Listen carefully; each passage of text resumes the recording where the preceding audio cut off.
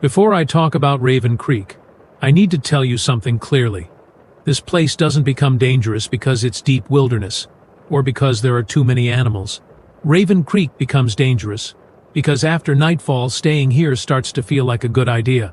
And when a place convinces you that stopping is better than leaving, that place is no longer neutral. If you enjoy realistic horror stories based on experiences from people who worked in places the public only sees during daylight, consider liking this video and subscribing. And if you've ever stayed somewhere longer than you should have because it felt comfortable instead of threatening, tell me in the comments. My name is Aaron Blake, and for 10 years I worked as a ranger assigned to the Raven Creek area.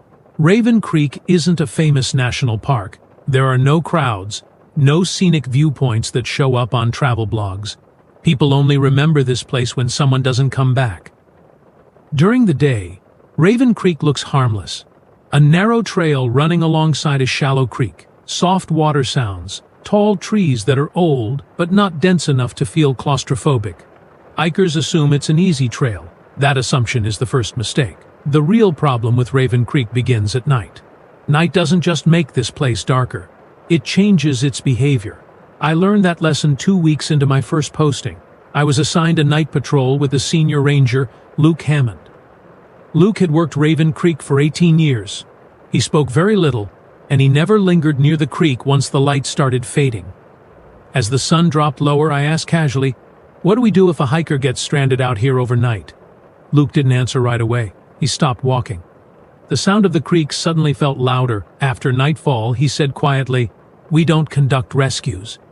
I thought I'd misheard him. "What do you mean we don't rescue people?" I asked. Luke looked at me, completely serious. "Not because we don't want to help," he said, "but because Raven Creek doesn't give people back after dark." I assumed he was exaggerating. Old ranger superstition. Then he pointed at a sign posted near the trailhead. It read, "Day use only, no overnight stay, no explanation, no warning details." People ignore that sign all the time, Luke said, because staying here after dark doesn't feel dangerous. It feels restful. That night, we only patrolled part of the trail before turning back, and that's when I noticed it. As the darkness deepened, the trail started to feel exhausting in a strange way, not physically demanding, mentally heavy. My legs felt heavier than they should have. My thoughts slowed down, and the sound of the creek became strangely calming. A thought entered my mind that didn't feel like fear at all. We could stop here, rest until morning. There's no rush. I looked at Luke. He was watching me closely, like he'd been waiting for that moment. When that feeling shows up, he said, "You've already stayed too long." We turned back, and the moment we crossed out of the Raven Creek boundary, something snapped off inside me. The heaviness disappeared, the calm vanished, the urge to stop was gone, like someone had flipped a switch. Luke only said one thing on the way back. "Raven Creek doesn't trap people," he said. "It lets them stop and then removes the need to leave." I didn't understand what he meant. 2 months later, the first overnight disappearance happened, and that's when I realized something important. Staying at Raven Creek after nightfall isn't just a mistake, it's an invitation. The rules nobody writes down at Raven Creek. Raven Creek has official rules. They're posted at the trailhead. Stay on the path, no overnight camping, exit before dark. Those rules are for paperwork. The real rules are passed quietly, ranger to ranger, usually after someone disappears. Luke didn't tell me all of them at once. He said learning them too quickly made people reckless. Raven Creek doesn't punish curiosity, he told me. It rewards hesitation. The first unwritten rule is simple. If the creek sounds louder than your thoughts, you leave immediately. During the day, the water noise blends into the background. At night, it changes, not in volume, in clarity. Every ripple sounds deliberate, like it's trying to keep your attention focused on one place. Luke said the creek learned long ago that silence scares people. Sound calms them. That was Rule 1. Rule 2 is about time. If you check your watch after sunset and feel surprised by the hour, you've already stayed too long. Raven Creek doesn't distort clocks. It distorts urgency. Minutes feel generous. Hours feel unnecessary. People stop worrying about schedules, about homes, about getting back. That's why overnight hikers don't call for help right away. They don't feel like they need it. Rule 3 is about light. Flashlights don't fail at Raven Creek. They mislead, beams feel shorter, edges blur faster than they should. Luke warned me never to shine a light directly into the creek after dark. Reflections don't behave correctly, he said. And once you notice that, it's hard to look away. Rule 4 is the one most people break first. If you feel comfortable sitting down after nightfall, you stand back up immediately. Not because sitting is dangerous, because comfort is the signal. Raven Creek doesn't exhaust people. It relaxes them. People don't collapse here. They decide resting makes sense. They lean against trees, they sit on rocks, they listen to the water, and then they stop making decisions. Rule 5 involves other people. If you hear footsteps near the creek after dark, and you didn't hear them approach, you don't follow, you don't respond, you don't investigate. Luke said Raven Creek doesn't mimic voices well, but it's excellent at copying presence. The feeling that someone is nearby, that you're not alone. That illusion keeps people from leaving. Rule 6 is about names. If someone calls your name near the water at night, and the voice sounds calm instead of urgent, you don't answer. Lost people panic. Raven Creek doesn't. The calm is the warning. The final rule, the one Luke waited months to tell me, is the most important. Rule 7, never stay to make sure. Not to make sure someone is okay. Not to make sure the trail is safe. Not to make sure you're not imagining things. Raven Creek feeds on that instinct. The need to confirm, to double-check, to be responsible. Luke said every overnight disappearance started with someone thinking, I'll just stay a little longer. The first case I worked after learning these rules involved a man named Derek Miles. Mid-30s, local, experienced camper. He entered Raven Creek at 5:20 p.m. in early fall. Plenty of daylight left. He told the check-in desk he'd be back before dark. He never came out. We found his campsite the next morning. Perfectly organized. Fire pit cold. Tent zipped. His boots were lined up neatly beside a log. No footprints leading away. No signs of struggle. Just a decision that ended. Luke stood by the creek, staring at the water. He didn't get lost, he said quietly. He just stopped leaving. That's when I understood something crucial. Raven Creek doesn't need force. It just needs time. And after nightfall, it has all the time in the world. The night Raven Creek tried to keep me. The first time Raven Creek tried to keep me, it didn't feel threatening. That's the detail people always get wrong. There was no panic, no sudden danger, no moment where my instincts screamed. Instead, everything felt reasonable. It happened on a late autumn evening, a few weeks after Derek Miles disappeared. Luke was off duty and I was assigned a short solo patrol to double-check trail markers before winter closures. The sky was clear. Sunset was still 30 minutes away. I told myself I had time. That thought alone should have stopped me. At 6:03 p.m., the creek sounded different. Not louder, closer. The water seemed to carry more detail, each ripple distinct, like the sound was being sharpened instead of amplified. I slowed my pace without realizing it. The trail felt familiar, but my sense of distance was off. Every bend felt farther away than it should have been. I checked my watch. 6:07 p.m. 4 minutes had passed. It felt like nothing. That was when the comfort settled in. Not relief, not tiredness, comfort. The kind that makes standing still feel earned. I leaned against a tree near the water and took a breath. The forest felt balanced, complete. I remember thinking, this would be a good place to wait out the rest of the light. That thought didn't feel intrusive. It felt helpful. Luke's voice cut through my head, sharp and unwelcome. Never stay to make sure. I straightened up immediately, heart pounding now that I'd recognized the shift. The moment I stepped away from the tree, the company, Fort resisted. Not physically, mentally. My body felt heavier, like gravity had increased by just enough to notice. The creek kept flowing. Steady, inviting. I forced myself back onto the trail. At 6:12 p.m., the light changed. Not the sky, the trail. The path ahead looked flatter, smoother, almost intentional, like it had been prepared for someone to stop walking. That's when I heard footsteps. Slow, measured, not behind me, beside the creek. I froze. Rule 5, if you hear movement near the water after dark and didn't hear it approach, you don't investigate. The footsteps stopped. The silence that followed wasn't empty. It felt expectant. Then a voice spoke. Not calling, not shouting, just commenting. You don't need to rush. It didn't say my name. That made it worse. The voice sounded calm, familiar in a way I couldn't place, like someone I'd spoken to many times, but never remembered clearly. You've worked all day, it continued. There's still light. I felt my shoulders relax before I realized what was happening. That's when fear finally arrived. Not sharp, not overwhelming, focused. I turned away from the creek and started walking, not fast, intentional. Each step felt like I was breaking a rule I hadn't agreed to.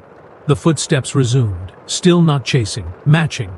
You'll just end up tired, the voice said. Why leave when nothing is wrong? The trail felt longer. The exit sign I should have been able to see wasn't there. I kept moving anyway. At 6:16 p.m. the creek fell silent. The water didn't stop, but the sound did. Every nerve in my body lit up. This was wrong. Silence at Raven Creek wasn't peace. It was attention. I didn't look back. I didn't answer. I walked faster. The comfort tried to return, thick and heavy, like a blanket being pulled over my thoughts. Stopping would be easier. That idea, repay, aided itself, gentle and persistent. I reached the trailhead at 6:19 p.m., stepping out of the tree line into normal evening light. The sounds returned instantly. Wind, distant birds, traffic far away. The feeling vanished so abruptly it made me dizzy. I stood there for a long time, hands shaking, watching the creek from a safe distance. Nothing moved, nothing followed. Luke arrived minutes later. He took one look at me and nodded. It spoke to you, he said. I swallowed. It didn't sound threatening. Luke's expression hardened. That's how you know it was serious. I asked him why Raven Creek didn't just trap people outright. He zipped his jacket and glanced toward the water. Because if it scares you, he said, you run. He looked back at me. But if it comforts you, he didn't finish the sentence. He didn't need to. That night I understood why so many people stayed after dark, not because they were careless, because Raven Creek never asks you to give up. It just asks you to rest. When Raven Creek started using other people, after the night Raven Creek spoke to me, it stopped speaking to me. That wasn't relief. That was strategy. For weeks afterward, my patrols were quiet, too quiet to feel natural. No strange sounds, no sudden comfort, no voices near the creek. Luke warned me not to relax. When it goes quiet like that, he said, it's not resting, it's watching someone else. I didn't understand what he meant until Megan Hart entered Raven Creek. Megan was a local school teacher, early 30s, smart, cautious. She signed in at the ranger station just after noon, told me she planned a short hike and would be out long before sunset. She smiled when she said it. Everyone does. At 6:42 p.m., her phone sent a single text message to her sister. I think I'll stay a little longer. It's peaceful out here. That message bothered me immediately. Not because she stayed, because she felt the need to explain why. Luke and I went in at first light. We followed the trail slowly, checking markers, scanning the ground. No signs of panic, no disturbed soil, no dropped gear. We found Megan sitting on a flat rock near the creek, exactly where the trail narrows and the water bends inward. She was awake, breathing, staring at the water. Megan, I said gently. She turned her head with effort, like movement itself had become optional. Oh, she said calmly. I was wondering when someone would come. Luke stiffened beside me. Come where? He asked. She smiled faintly. Here, she said. It told me someone would come eventually. My stomach tightened. What told you? I asked. She frowned, as if the question confused her. The creek, she said, or maybe the quiet. I'm not sure. She looked comfortable. Not scared, not disoriented. Just settled. Luke stepped forward carefully. Megan, it's morning, he said. You stayed overnight. She blinked, slow and thoughtful. Oh, she said again. I didn't notice. We got her up with effort, not resistance, hesitation. Each step away from the creek looked like it cost her something. When we crossed the boundary, she collapsed into tears. Later at the hospital, doctors said she showed signs of mild hypothermia and dissociation. Luke called it early-stage staying. That's when I noticed the pattern. Raven Creek wasn't taking people outright anymore. It was sending them back. Not whole, not unchanged. People who'd stayed overnight returned, different, quieter, slower. They talked about Raven Creek, the way people talk about somewhere they miss, about how calm it felt, how quiet their thoughts became. They didn't warn others, they recommended it. That's when Raven Creek changed tactics. Instead of keeping people, it used them, After Megan's incident, a father and son entered the trail late in the afternoon. The boy twisted his ankle just before sunset. The father called emergency services. Luke and I were dispatched. When we reached them, the father was calm, too calm. "We're fine," he said. "We can wait until morning." The boy was shivering. I knelt beside him and asked if he wanted to leave. He nodded immediately. His father hesitated. "The creek makes it easier to think," the man said quietly. "Just for one night." That's when I understood. Raven Creek wasn't luring people anymore. It was convincing them to convince each other. The father wasn't being controlled. He was being reassured. Luke pulled me aside. "If we leave now," he said under his breath, "he'll stay." We didn't leave. We took the boy first. The father followed reluctantly, like someone waking from a deep nap. Once outside the boundary, the man became frantic, panicked, confused. He kept asking why he'd wanted to stay. Luke didn't answer. On the drive back, Luke finally said what I'd been afraid to hear. "It's learning how to scale," he said. "One person at a time wasn't efficient." I asked him what that meant. He stared straight ahead. "It means Raven Creek doesn't just want people who stay." He paused. "It wants people who bring others back." That night I wrote my resignation letter. I didn't submit it, not yet, because Luke said one more thing that kept me awake until morning. "It's noticed you," he said, "and it doesn't like unfinished conversations." The night Luke decided to stay. Luke didn't talk much after Raven Creek started using people. He became quieter than usual, more deliberate, like every word had to be weighed before it left his mouth. I noticed he stopped writing full reports, short notes, times, locations, no interpretations. That scared me more than panic ever company. Old. The night everything changed came in early November. Cold, clear, no wind. The kind of night Raven Creek loved. We were closing the station when a call came in from a nearby county deputy. A vehicle was parked at the upper access road, engine cold, no owner in sight. The timestamp put the driver on the trail just before sunset.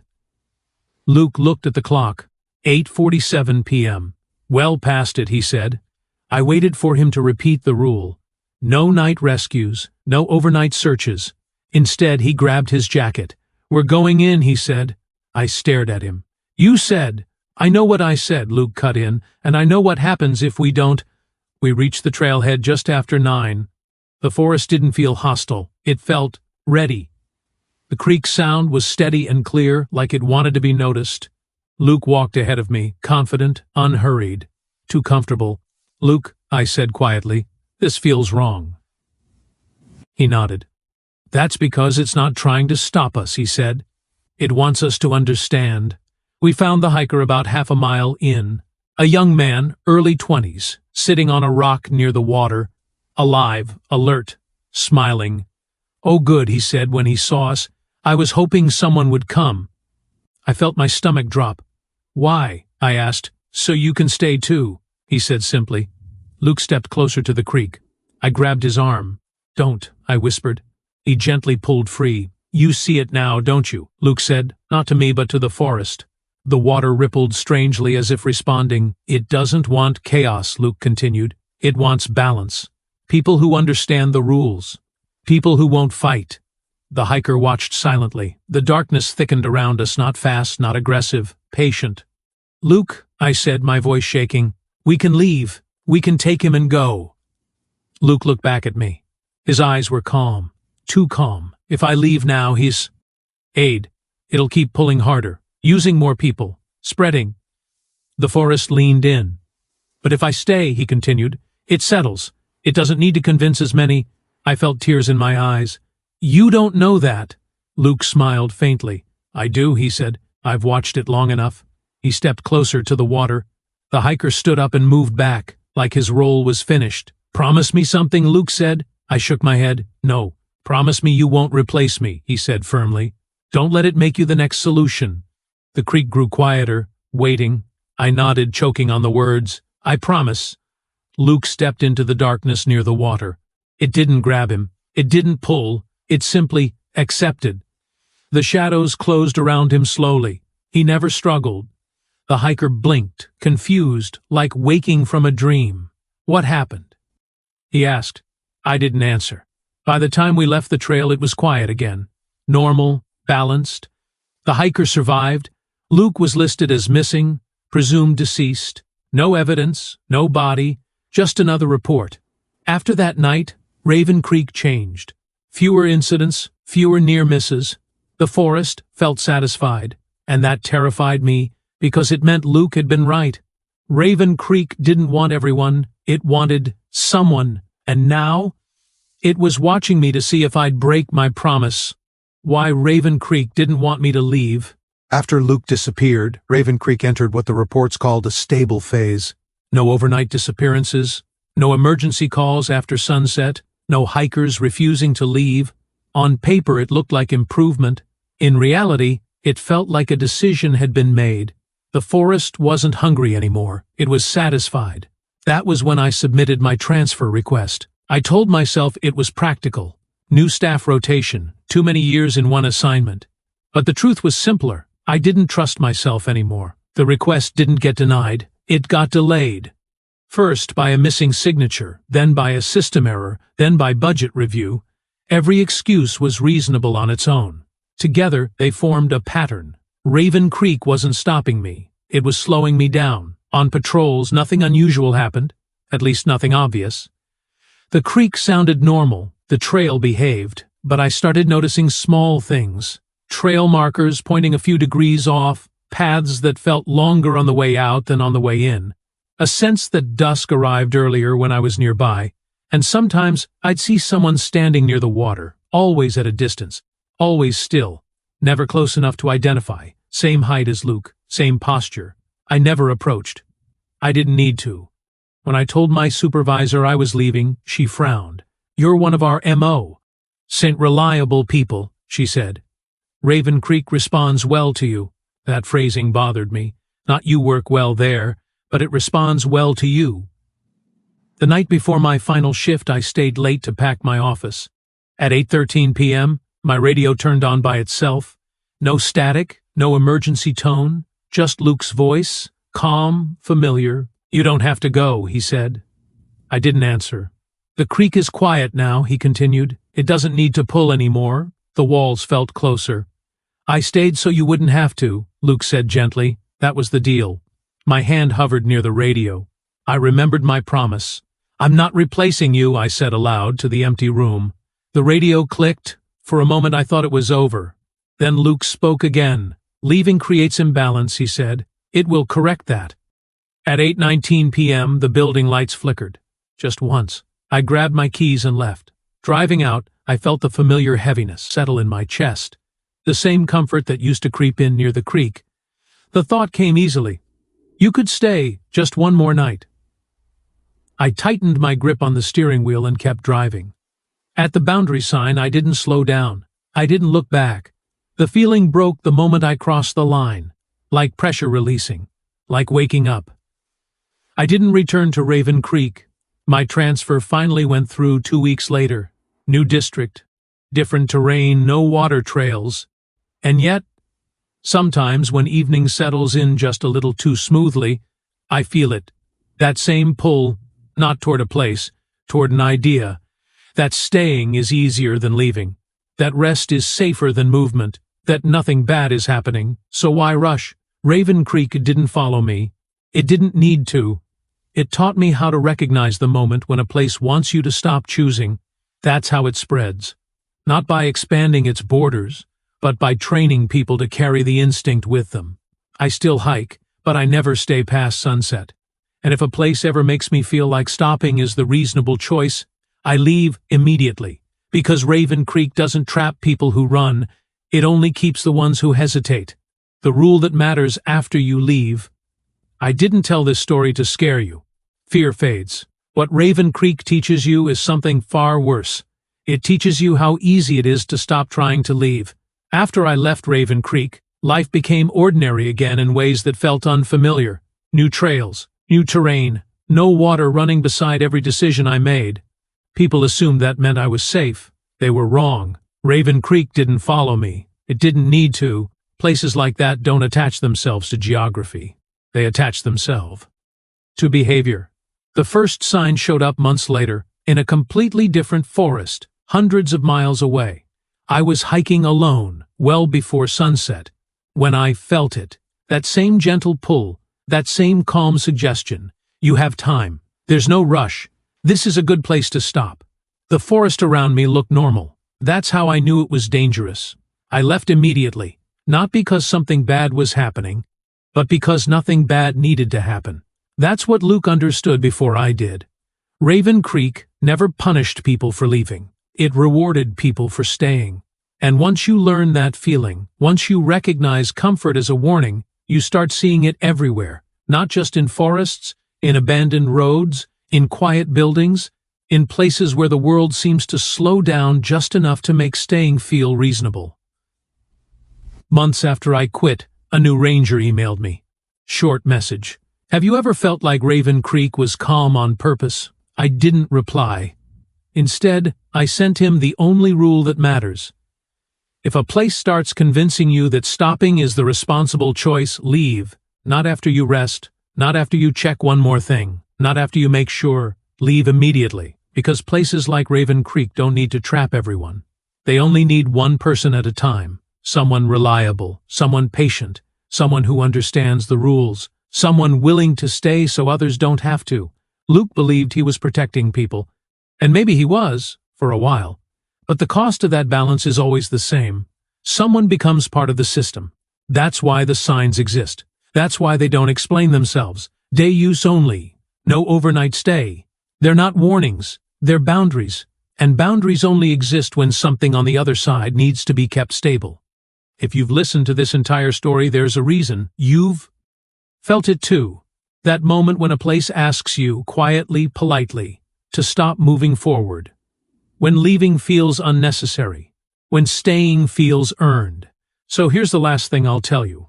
If you're ever somewhere, anywhere, and the idea of staying feels safer than the idea of going, that place is already negotiating with you. Don't negotiate. Don't reason. Don't linger. You leave. My name is Aaron Blake. I was a ranger at Raven Creek. I followed the rules, and I left before the creek decided I belonged to it. If you've ever felt something like this before, say so in the comments. You're not alone. And remember, some places don't want you lost. They want you settled.